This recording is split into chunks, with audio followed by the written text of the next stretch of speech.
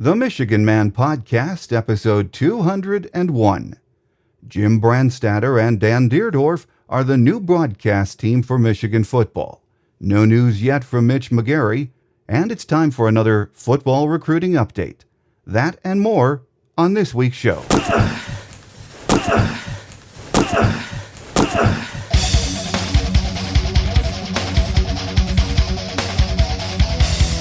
This is the Michigan Man Podcast on GBMW Go Blue Michigan Wolverine for Wolverine fans from coast to coast.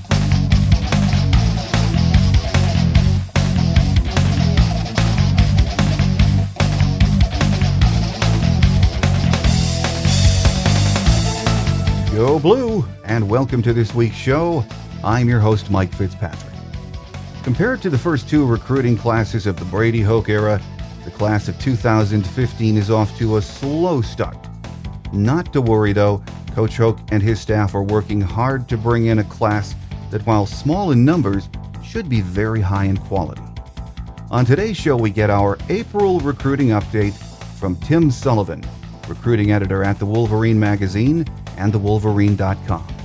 Before we bring Tim on, let's check Wolverine News and Notes for this week. Last week, we learned that two familiar names would be bringing us all of the play-by-play action this fall on the Michigan Football Network. Longtime color analyst Jim Brandstatter will be handling play-by-play this fall, while Michigan great and Hall of Famer Dan Deerdorf will join him as the radio color analyst. On next week's show, Jim will be my guest, and we'll talk about his move to play-by-play and what it means to work with his former teammate and close friend, Dan Deerdorf. So make sure you join us for that next week. We still don't know if Mitch McGary will test the NBA waters or return for his junior season. We will know soon though. Next Sunday, April 27th, is the deadline to declare for this year's draft. It's a huge decision that not only impacts Mitch and his future, but also impacts the immediate recruiting strategy for Coach John Beilein. We'll know by this weekend again which way Mitch McGary is going. Coach Hoke says sophomore Shane Morris has closed the gap a bit on Devin Gardner at quarterback. He said if the season started today, Devin would probably be the starter. The bottom line, though, it's good to have the competition and the depth this year at quarterback heading into summer workouts. It looks like incoming freshman sensation Jabril Peppers will see his first action at nickelback, but could end up playing corner or safety this season. Coach Hoke and Coach Madison have been busy thinking about how best to utilize Peppers and his special talents. Where Jabril fits remains to be seen. Brady said we'll see how he comes in and how he does. Last week, Brady said he regretted not fixing the chemistry issues that surfaced with Team 134. He said he should have taken more of a leadership role in getting that whole situation straightened out.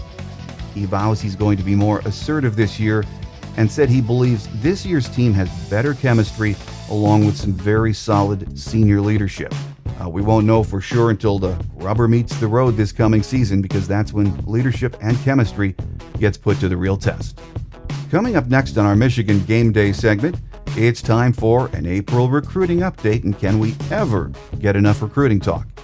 Joining us will be the recruiting editor of the Wolverine magazine and Wolverine.com, Tim Sullivan, here on the Michigan Man Podcast on GBMW Go Blue Michigan Wolverine.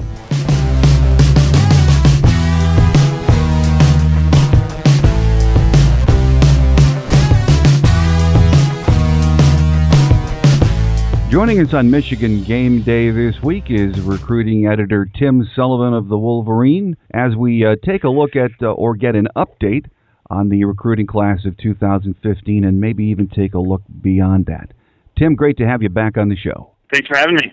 Well, as we all know, football season comes to an end, then there's spring practice, but with the recruiting season and cycle never ending, isn't it? Yeah, it seems like it gets more and more year-round as the years go by, and a lot of it nowadays is happening during what are the traditional off-seasons of summer and in the winter time, so it actually is kind of good to have a year-round aspect of the football program to follow. This time of year, heading, with spring, now we're in April, and then into the summer, what are the quiet periods, or how much contact can staffs have with players? A new contact period just opened April 15th, and it goes through the end of May, actually. So the staff, it's actually an evaluation period. They can get out on the road and see kids in their schools. In states where they have spring practice, they'll go watch kids practice with their teams. And in other states, including Michigan, they'll just get out there and see individual workouts with some of the players. And so they're actually able to see some live football this time of the year. And since their spring game a couple of weeks ago, there's nobody else who can see that in the state of Michigan, but they're definitely getting some of that in. And what about during the summer? Is there a quiet period there? During the summer, yeah, it's a quiet period, so only on-campus evaluations are allowed.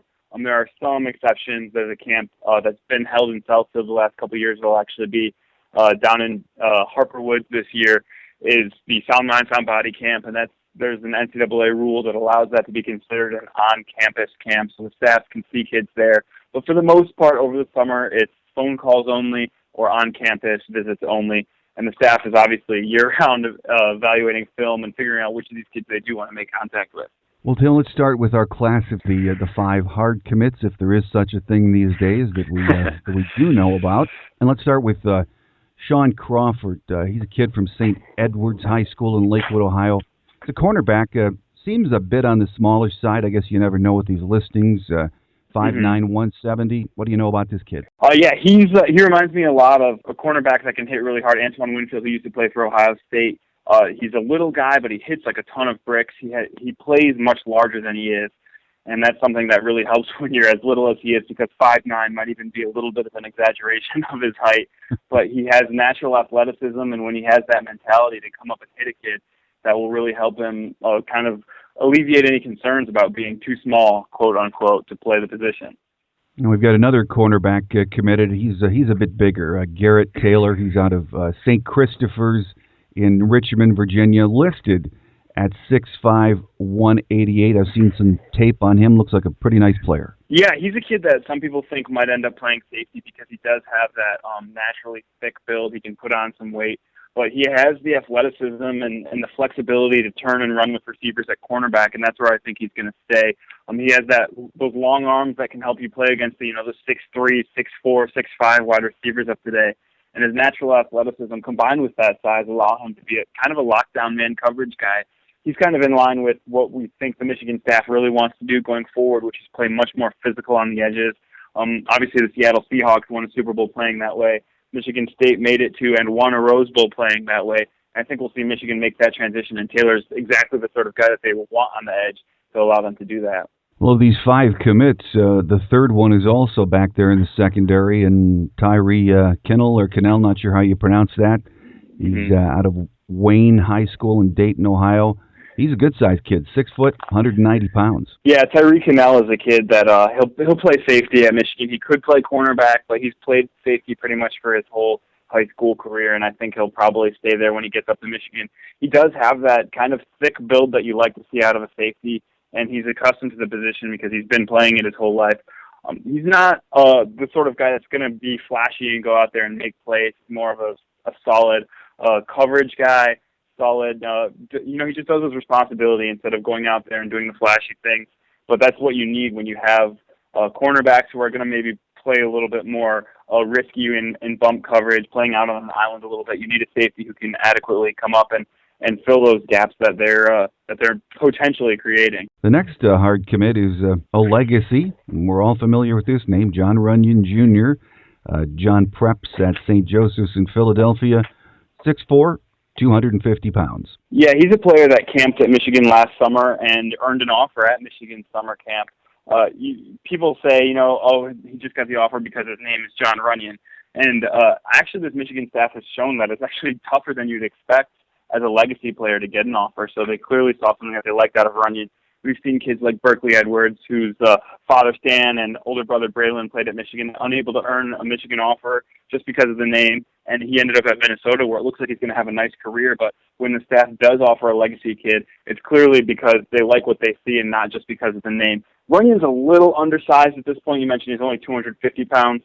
I think he's added some weight this offseason. Not sure exactly what he's playing at now, but he's an interior prospect because of that height, that 6'4" height. He doesn't have extremely long arms to make up for only being 6'4" to play the offensive tackle positions, but he has the mentality that I think people got used to out of his dad, that kind of over toughness to a certain extent, and that's something that the Michigan coaches really liked. And I think once he adds the weight to become a true guard player, he'll be exactly what they're looking for, especially with the move to more of an inside zone. He has the mobility too, and that's really what's going to help him become successful at Michigan. Tim, is he one of these under-the-radar kids, though? Because when you look at the various recruiting services, you see 2 and 3 stars around his name, or is it just because he committed that early? He's not a kid that has done a lot of camps, and that's a lot of times where kids will get the reputations built up where they become 4 and 5 star kids. I think Runyon being a bit of a project because he's only 250 pounds, that's not what he's going to play at as an offensive lineman in college. There's too much variability in terms of how he can develop that has kind of seen the recruiting sites say, you know what, we're going to take a step back and take it easy on this kid. We'll have plenty of opportunities to see him this coming summer and then as a senior, and if he earns it, he can move up in the rankings. I think people know about him, especially since he's committed to Michigan, but it's going to take some time for him to prove it on the field, where he didn't get as much exposure last year, even though St. Joseph ended up winning their sectional title, I believe it is, or maybe even a state title. The setup in Pennsylvania is too weird for me to even understand it, but now that he's on the radar and people know a lot about him, I think he'll really get evaluated, and if he is deserving of moving up, this is his opportunity. Well, the last of these not early commits, but hard commits is Andrew David, who's a kicker from Washington High School, Massillon, Ohio, and a great football city, as we all know. He's a kid, though, that, again, you look at the star ratings for him, he's maybe on average a 2-star. Not a big kid either, 5'9", 165. What do you know about him? He's a kicker, so the 2-star ranking is nothing to be scared of. It's been a long time since there's been a kicker ranked 4 stars on Rivals at least. So it's just a matter of the position he plays. It doesn't have enough of an impact on the field on a regular basis to earn those higher rankings. David is a pretty consistent kicker. He struggled a little bit as a junior this fall, but I think some of that was kind of the pressure of everybody knows he's a Michigan commit now, and now it's just about returning to getting back to his fundamentals. And that's something that he's been working on this offseason. He's also a very good baseball player. He's a middle infielder, and I think he is hoping to potentially play baseball at Michigan as well. But obviously his football future will be at kicker, and I think he's one that could either kick or punt, or possibly do both depending on what Michigan needs. And he has a strong leg. It's just a matter of honing that consistency out of it, continuing to get even better, especially when he's not kicking off a tee, which he won't be able to in college. The one position that everyone, we all know, keeps an eye on is quarterback. And, of course, now with Coach Doug Nussmeier on board, we've heard talk of some very, very highly regarded quarterbacks. Where are we, and what names should we be keeping an eye on, Tim? Yeah, Michigan has only offered 4 quarterbacks, and at this point, all 4 of them are off the table. Josh Rosen committed to UCLA. David Sills committed to USC, both of those guys out of California. Texas Tech for Jarrett Stidham, and Notre Dame for Blake Barnett out of Texas and California, respectively. So it's not quite back to square one because the coaching staff has been evaluating guys all along. But they're certainly, when it comes to making that next offer, they're in the evaluation stages of seeing who in that next tier they really would like to offer. A local kid, Alex Malzone, out of Bloomfield Hills, Brother Rice is one that they're definitely looking at. Several in California, Kyle Kearns out of Pleasanton, Brady White out of Newhall, and Travis Waller out of Anaheim are all getting looks. And there are some on the East Coast, too. Brandon Wimbush out of St. Peter's Prep in New Jersey is a big one. But really this coaching staff is taking the time to see all these kids throw during that evaluation period that we talked about earlier. And whichever one that they like the most, I think that's where they'll go with the offer. And they'll go down the list until they find a guy who thinks that Michigan is the place for him. Well, of all those names, our local kid from Brother Rice, Alex Malzone, I have to admit, I try to keep up on the high school scene and the recruiting, but that's a name that sort of popped up recently that I hadn't heard much about. He's a pro-style quarterback, isn't he? Mm-hmm. Yeah, he did not start for Brother Rice as a sophomore. He split time with a quarterback, Shane Lacanaria, who ended up in D3 football. But Malzone is transitioning from a full-time baseball player to primarily a football player who still plays baseball, and that's something that's kind of kept colleges a little slower in the evaluation process because he's a kid that hasn't been a year-round football player, which is the norm for quarterbacks nowadays. So he's a kid that's getting some evaluations, and I think he would be a good fit for Michigan. Now they're still going to look and see if there are better fits out there, and there might be but he's definitely one that grew up a Michigan fan. His dad has season tickets to Michigan and will definitely get looks from the Wolverines. Who are some of the other big names and high-priority guys that Michigan has still a legitimate chance at in this class? Yeah, I think the biggest one is Damian Harris, the running back out of Berea, Kentucky, a former Michigan commit. He's a 5-star. He's the number 4 player in the country. This kid is the real deal. He decommitted from Michigan because his best relationship with the Michigan coaching staff was with offensive coordinator Al Borges. When Borges was fired, Harris took a few days and said, you know what, I'm going to reopen things, take another look at the recruiting process, and consider all my options. Those options now include Alabama, Ohio State, Kentucky, among several others. So this kid's a big-timer, and he's going to have pretty much any offer that he wants when it comes down to it. But he did grow up a Michigan fan. Obviously, that Michigan connection has been there, and the Wolverines will really want to convince him that he would like to return to the maize and blue fold. I think another kid to look at who actually ended up visiting over the weekend is Chris Clark, a tight end out of Old Farm School in Avon, Connecticut. 6'6", 245-pounder. He's one of the best tight ends in the country, probably the best offer list of all the tight ends in the country. And a kid that I think Michigan will have a great shot at now that he's visited. He really liked it. Was committed to North Carolina, but it looks like Michigan and Ohio State and probably Notre Dame will be there until the end. And he's another kid that Michigan fans should get really excited about. Well, we know Damian Harris is the real deal. Everyone is big on him. Another running back that seems to be very interested in Michigan, though, is Michael Weber from Cass Tech. What kind of a runner is he? Yeah, Weber is kind of a zone-style runner. He's a one-cut-and-go kind of guy. During his junior year, he managed to show much more power because his offensive line wasn't as amazing as it had been when he was a sophomore. Last year, he was running behind David Dawson, who ended up at Michigan, obviously, Dennis Finley, who went to Michigan State, Kenton Gibbs, who went to NC State. This year, it was more guys who were a year younger than him, maybe some guys stepping in for the first time. And Weber responded very well. He showed that he can run over a couple guys when the holes aren't there. He has always had great speed. He's kind of a track guy who has built up to become a football player. He's probably about 5'10" and maybe 215 pounds at this point, so he has the mass to be that type of player. He's not going to juke you out of your shoes like Harris is able to do, which is probably the thing that Harris does best that Weber can't yet do, because otherwise they're pretty similar backs, great speed, good power, and the ability to find holes and run through them.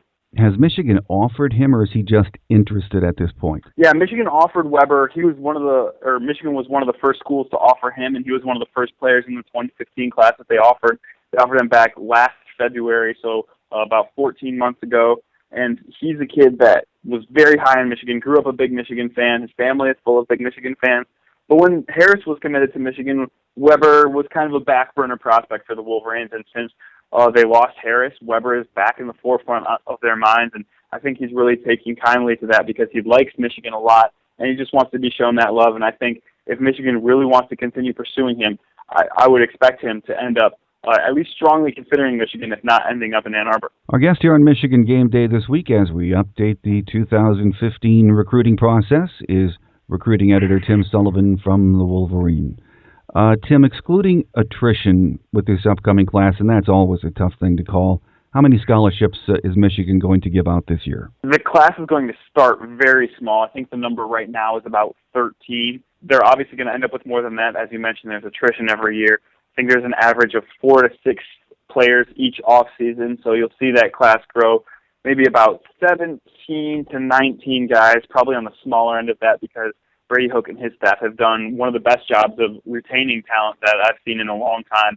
You saw obviously much more attrition year to year under the previous coaching staff than you do under the current coaching staff. So if it gets to maybe 16 to 18, that would probably be a good estimate at this point, and that would allow Michigan to fill all their needs and get probably a couple players that, not necessarily luxury players, but once they fill all their needs, shooting for the stars with the last couple spots. We got used to, in the first couple of years with Coach Hoke, early commitments. It seemed like by spring, more than half of the class was filled. And right now, there are only 5 hard commits this year for the class of 2015. Is there any concern that we only have those 5 commits at this point in the season? I would say there's a little bit of concern only because Michigan has already lost to not only Harris, but a fellow 5-star wide receiver, George Campbell, out of Tarpon Springs, Florida, a teammate of now Michigan freshman offensive lineman Mason Cole.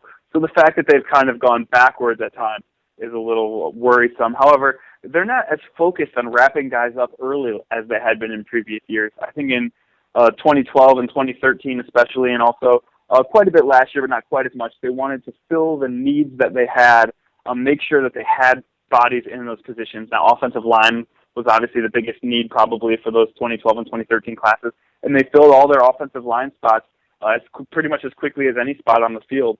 So once they got those, they were able to kind of focus on picking up the top-end talent. And this year, most of their needs are filled. The depth on the roster is pretty good, so they can aim for the stars a little bit more overall. They do have some needs still. Obviously, running back is one of them, but they have Harris and Weber highly interested, and those guys don't plan to make early decisions, so they can wait for those guys. Same sort of thing at wide receiver where they have some need, not a great need, but they have some highly talented prospects interested who are planning to wait, and they're willing to wait for those guys too. They're not going to try and pressure anybody into an early commitment just so that they can, have their name on that commitment list and make it look a little bit better in April. They're more concerned about what it looks like next February. Well, Tim, history to most of these recruits is, of course, at their age, what happened last year or the year before with the program.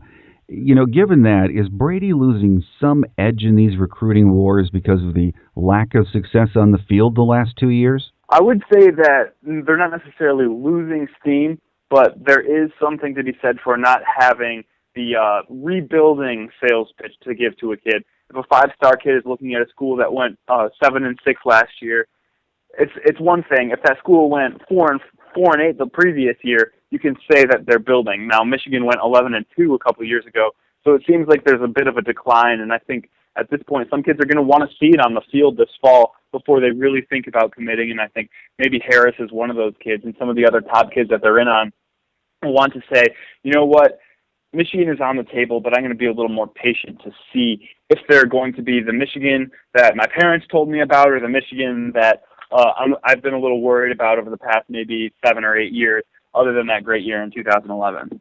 Is Michigan getting some interest from kids that they normally wouldn't because of the Nussmeier hire? And it might be early in the 2015 class to see a bump up from that, but maybe looking forward to 2016? I think the 2015 class was a kid that they didn't get in Josh Rosen, the number one quarterback in the country, who ended up committing to UCLA.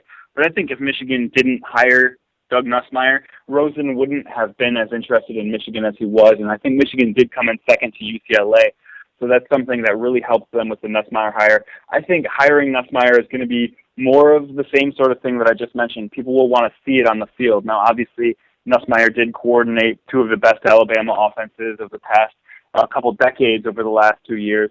But kids who have seen the Nussmeier hire like him on a personal basis. They want to see Michigan prove it on the field. They want to see an offensive line that can block, and they want to see wide receivers out there catching the ball, running backs running with it successfully before they really commit to anything in terms of what Nussmeier means for their interest in Michigan. What about the class of 2016, Tim? I know it's we get ahead of ourselves in these recruiting wars. I guess we have to. You have to stay on top of it. But any names that have jumped out at you in that class that have Michigan interest? Yeah, there are two kids in the state of Michigan that have been offered, and I think Michigan is in great shape with both of them.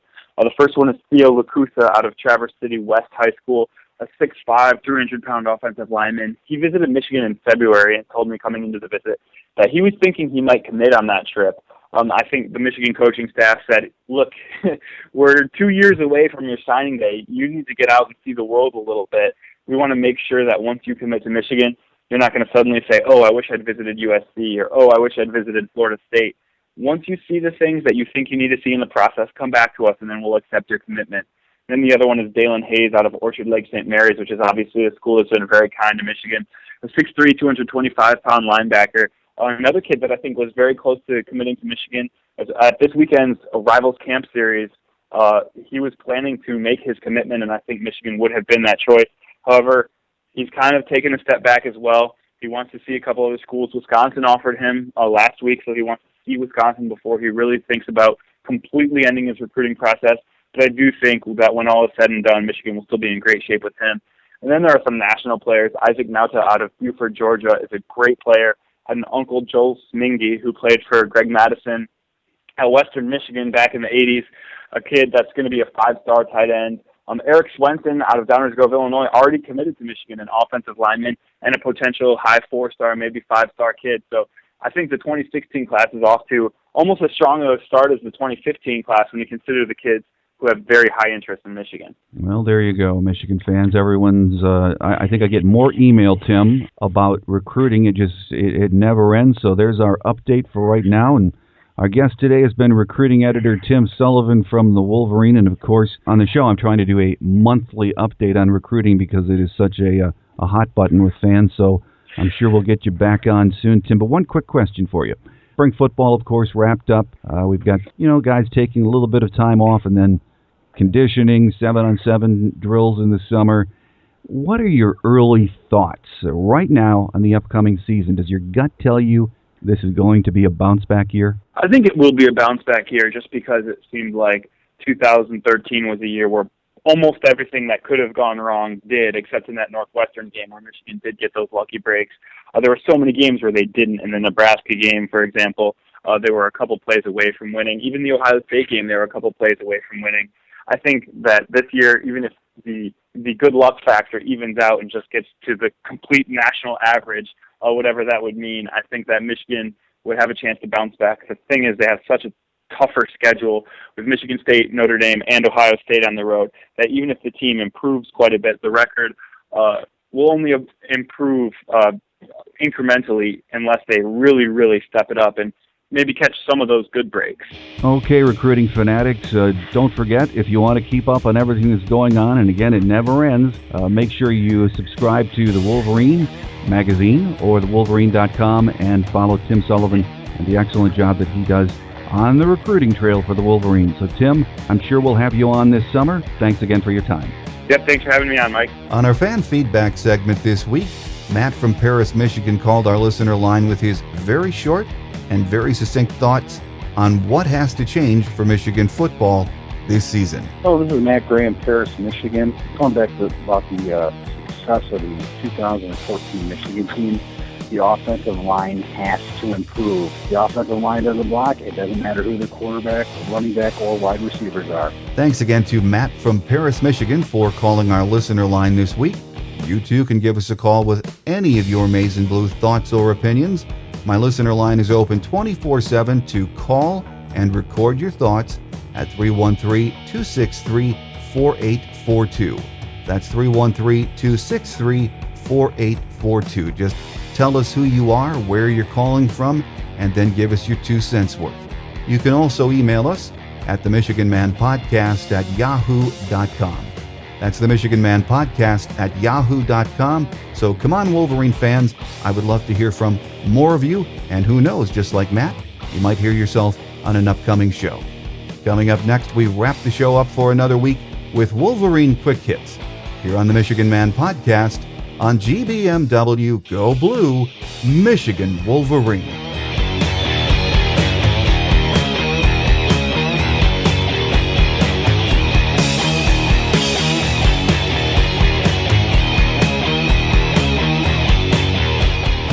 On Wolverine Quick Hits this week, following an intentional walk to sophomore Sierra Romero in the 5th inning, senior cleanup hitter Caitlin Blanchard drilled a 3-run double into center field, breaking a 1-1 tie in the number 3 ranked University of Michigan softball team's 7-2 victory over number 12 ranked Minnesota on Sunday at the Wilpon Complex.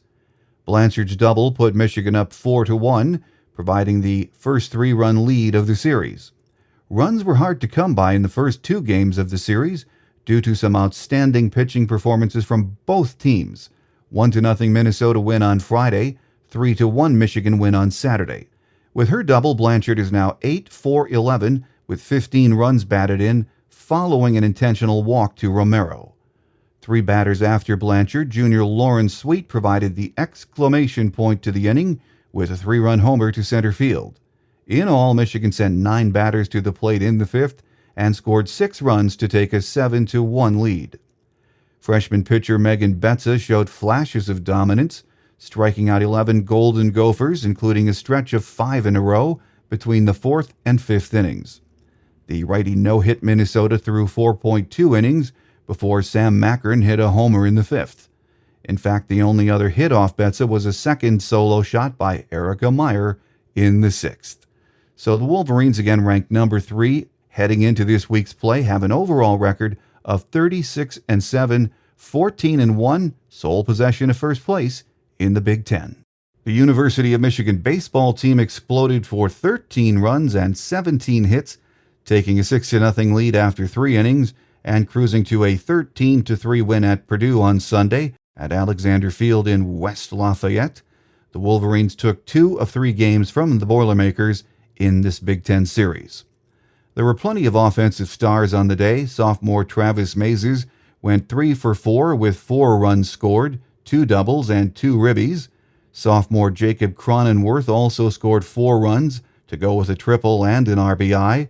Freshman Carmen Benedetti, Johnny Slater, and Jackson Lamb had 2 hits apiece, and senior Cole Martin and junior Jackson Glines each had 2 ribbies on the day. The Maize and Blue also received a quality start on the mound from fifth-year senior Logan McAnallen. McAnallen allowed just 5 hits and a run with 3 strikeouts and 4 walks in 7 innings to earn the win. The U of M defense also recorded 3 double plays on the day in the game's first 4 innings. Michigan back in action this week, sporting a record of 18-21-1, 8-7 in the Big Ten. The number 16 ranked University of Michigan women's tennis team wrapped up its 5th straight Big Ten championship and 4th undefeated conference season in program history with a 7-0 win at Purdue on Sunday afternoon at the Schwartz Tennis Center. Michigan grabbed the outright title for the 3rd time in the last 5 years and won 11 Big Ten contests for the first time in program history. Michigan will be the number 1 seed for the upcoming Big Ten tournament and receive a bye into quarterfinal action on this Friday. Michigan will face the winner of the number 8 versus number 9 matchup on Friday morning at 10 a.m. The tournament is being held in Evanston, Illinois, on the campus of Northwestern University. So Michigan ends the regular season, with an overall of 19-3 and a perfect 11-0 in this Big Ten championship season. Senior Joanna Sampson and Sachi Sugiyami represented the number 7 ranked University of Michigan women's gymnastics team on the final day of the season on Sunday in the individual event finals of the 2014 NCAA Championships held inside the Birmingham Jefferson Convention Complex in Birmingham, Alabama. Sampson ended her phenomenal 4-year career on 2 events, very nearly winning back-to-back national titles on floor exercise. In the final routine of her career, Sampson, the defending champion on the event, shined on all 3 tumbling passes, bookended with a powerful double layout on the first and a double pike on the third. She was the second to last gymnast to go in the order and was tied for the lead with Oklahoma's Maliana Kanua and Haley Shaman before Arkansas's Catherine Grabs scored 9.9 in the final spot to overtake all 3. Michigan wraps up the 2014 season with a 28-8 record, winning the Big Ten championship and an NCAA regional championship and qualifying to the NCAA championships, where it finished 10th for the 20th time in the last 22 seasons. So congratulations to Joanna Sampson, Sachi Sugiyama, and the ladies gymnastics team. For the latest Michigan news and chatter, visit www.gbmwolverine.com and become a member today. You'll get an email when a story is published and have access to our very active message board, where Wolverine fans share their thoughts and opinions on anything and everything Maize and Blue. So visit www.gbmwolverine.com today and sign up for membership. Make sure you're in the Wolverine loop this spring and summer. We also hope you'll take the Michigan Man podcast along with you this summer. At the beach, on the road, wherever you go, it's getting easier to take the show with you. Here are just a few places where you can listen or download the show. If you're listening on your laptop or desktop, you can get the show from iTunes or directly from our site at www.themichiganmanpodcast.com. When it comes to apps, you have many choices. iTunes, the Android store at Amazon.com, there's TuneIn Radio, Stitcher Radio On Demand, the Windows 8 App Store, and Spreaker Radio. Starting this week, you can even find the show on YouTube. So whatever device you have or wherever you go, it's getting easier to take the Michigan Man podcast with you. Don't forget to like us on Facebook at the Michigan Man Podcast and follow us on Twitter at the Michigan Man. Again, my listener lines are open 24/7 for your calls at 313-263-4842. You can also email me at the Michigan Man Podcast at yahoo.com. I really do enjoy hearing from all of you, so give us a shout anytime and share your Maize and Blue opinion or thoughts. Thanks again to this week's guest, Tim Sullivan.